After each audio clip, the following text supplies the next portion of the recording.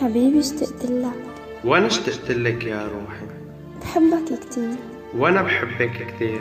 لك ايمت بدنا نجتمع في نفس البلد وبنفس المدينة ونفس البيت، وأكون إلك وأنت إلي. يا روحي الله كريم، طولي بالك إلا ما تفرج علينا. آمين يا حبيبي.